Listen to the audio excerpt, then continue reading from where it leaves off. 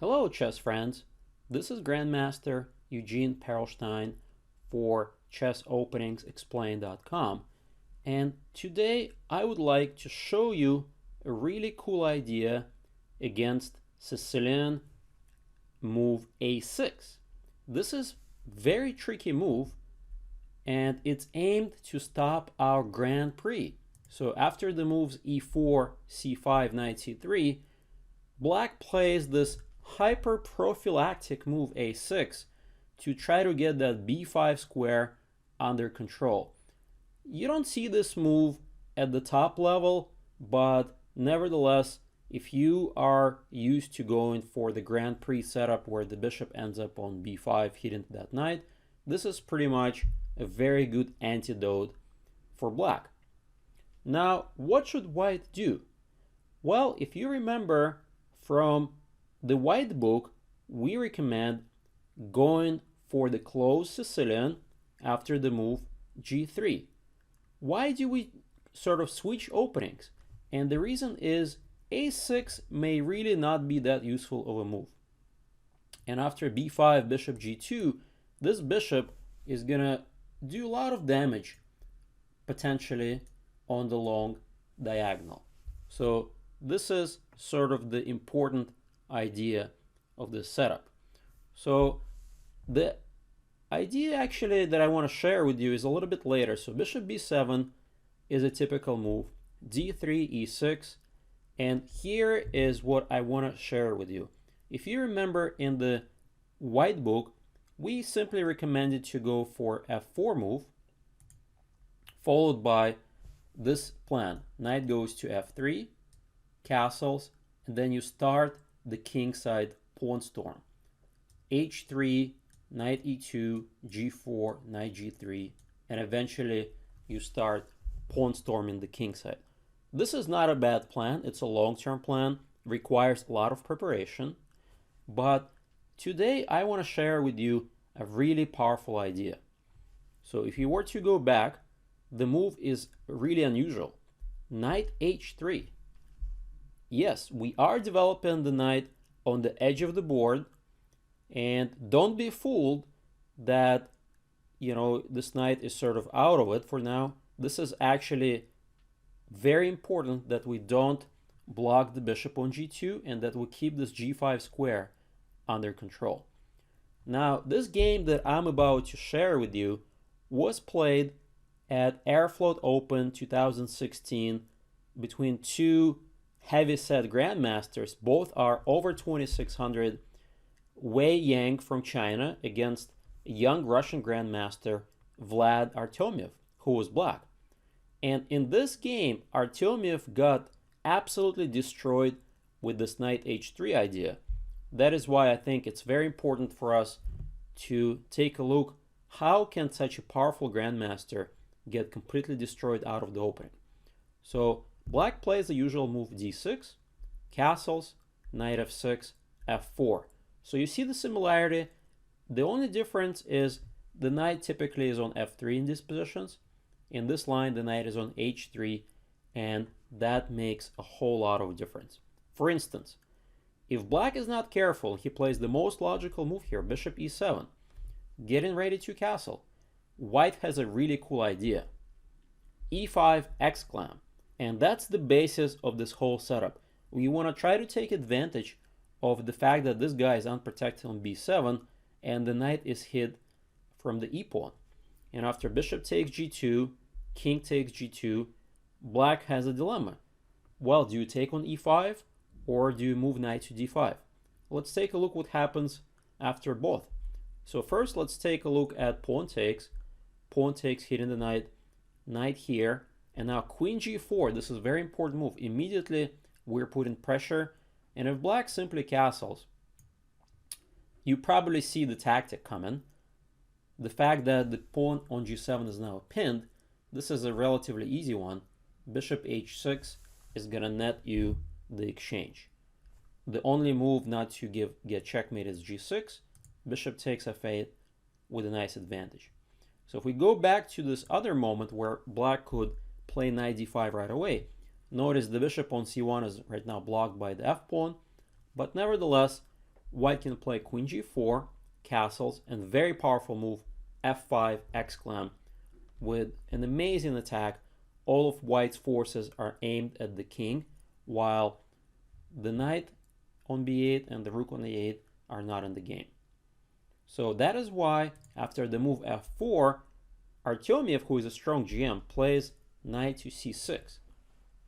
So you may think that he sort of prevented white's trick, right? The move e5. But in reality, white develops the bishop, waits for that bishop e7 move, and now thunder and lightning, e5 exclam anyways. Notice that black cannot take with the knight on e5 because this guy is unprotected.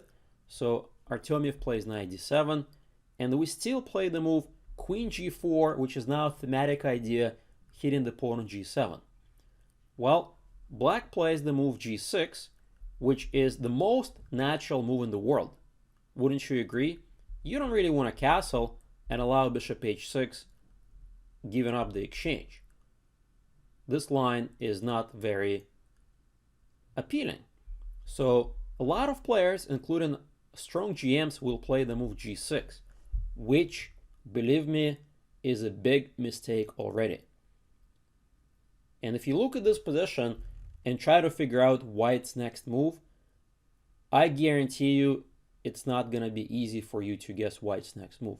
It's a complete shocker, which I am sure it was a shocker for the Russian GM, and I have a suspicion the Chinese Grandmaster had it all analyzed at home. This type of move you cannot play without serious preparation. And the move is rook takes f7, double exclam. Rook sacrifice right in the middle of the board. Black has a lot of options, but the most typical reply is, why not free rook? I'm going to take it. Now this guy enters the game, rook f1 check. And here black has to decide what to do with the king. On g7, it looks like it's safe, right? But in reality, remember that knight on h3 lurking out there can come in handy. Knight f4, setting up two important threats.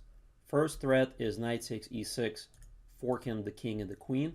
The second threat is knight h5, keeping the attack going. Knight f8 is a logical move. Now knight h5 check. Really only one move, king g8. And now this quiet queen move is killer. Queen f4 with a simple threat, queen f7 mate. So queen e8 is pretty much forced.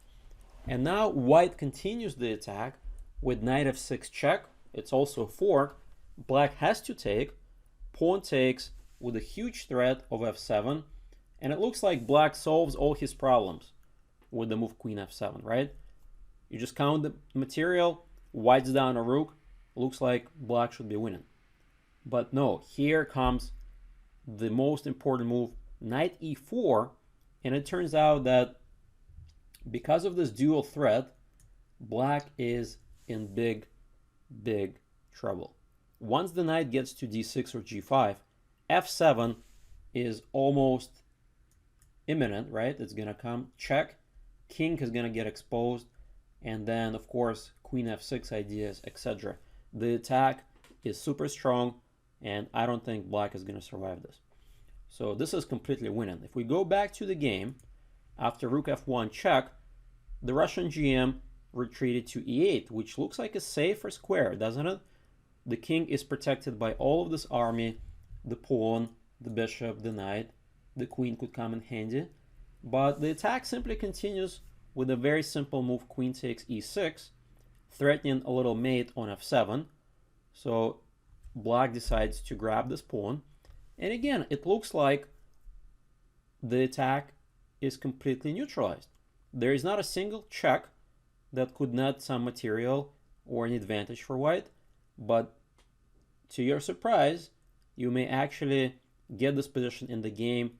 And if you remember the next move or the next couple moves, you're going to pretty much win outright no matter who your opponent is. Knight e4 exclam, setting up a really excellent idea, knight f6 check, forcing the king out, and then the rook is and the bishop are really going to do some damage. So that's why queen c7 was played in the game. Knight f4, the other knight enters the game. These guys are simply monsters. And if you keep looking at this position, you realize that the rooks are really out of the game. Bishop c8 was played, knight f6 check, king d8, really the position is completely lost. Check, notice that every move white is creating threats, queen d6, and now bishop takes c5. Black, believe it or not, completely resigned. That's true. Black resigned here. Can you try to figure out what happens if black takes the queen? If you need more time, go ahead and pause the video. And here comes a really beautiful checkmate. Bishop b6 mate. That's right, the king is mated because these two squares are covered by the knight. So what an incredible attack. And this is all against this quiet looking move a6, and white played this quiet looking move knight h3 in a position that seems not super dynamic. But in reality, you have to remember this game, the idea e5, breaking open the position and going after the king. So I hope you enjoyed this video and get to use this idea in your own game. Thank you. Goodbye.